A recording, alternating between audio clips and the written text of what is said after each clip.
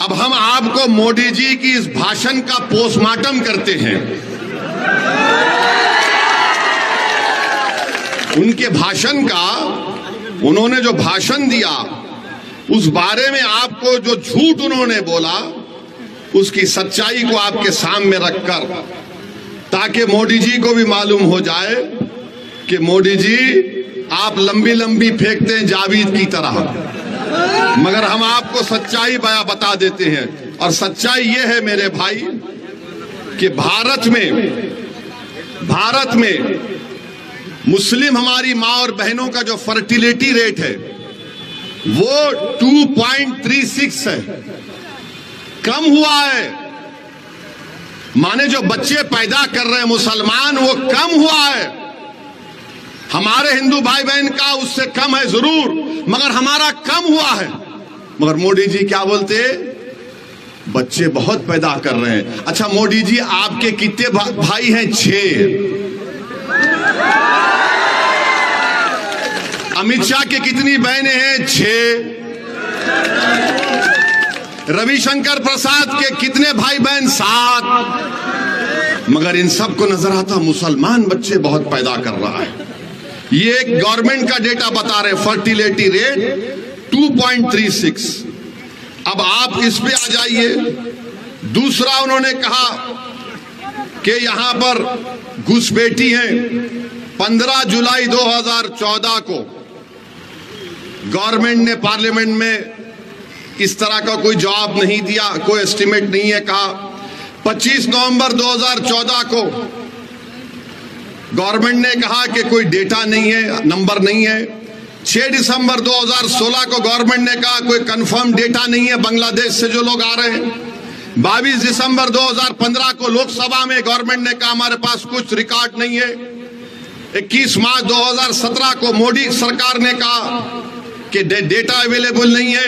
11 अप्रैल 2017 को गवर्नमेंट ने कहा कि डेटा नहीं है कि बांग्लादेश से कितने आ रहे। 1 अगस्त 2017 को गवर्नमेंट ने वही जवाब दिया। 20 मार्च 2018 को वही जवाब दिया। 2 जुलाई 2019 को वही जवाब दिया।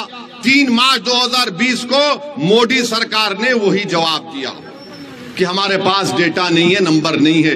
तो मोदी जी आप किस बुनियाद पर घुसपैठी कह दी हमको बताओ। अब मोदी जी का जवाब सुनो आप। अब हम उनको जवाब दे रहे हैं। अगर हमारे दक्षिण भारत के जो प्रदेश हैं, वहां पर बच्चे भी कम पैदा हो रहे हैं और सबसे ज्यादा भारत सरकार को पैसा पूरे भारत से मिलता है तो मुंबई से और दक्षिण भारत से मिलता है। मोदी जी आप देश को तोड़ने का काम कर रहे हैं, आप देश को कमजोर करने का काम कर रहे हैं। अगर दक्षिण भारत के लोग बोलना शुरू कर दें कि हमारे पास पार्लियामेंट की सीट कम है, हम बच्चे भी कम पैदा कर रहे हैं, पैसे भी ज्यादा दे रहे हैं, तो तुम क्या जवाब दोगे भारत के प्रधानमंत्री? बताओ हमको, बताओ क्या जवाब दोगे आप? मेरे अजीज दोस्तों और बुजुर्गों, ये नरेंद्र मोदी भारत को कमजोर करने का काम कर रहे हैं।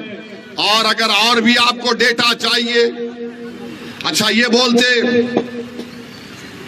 हाँ एक और बात जो हम आपको बता रहे हैं, मुसलमानों का गरीबी में कितना हमारा तनासुब है, कितने गरीब है मुसलमान, इसके बारे में आपको हम आज बता के जाएंगे।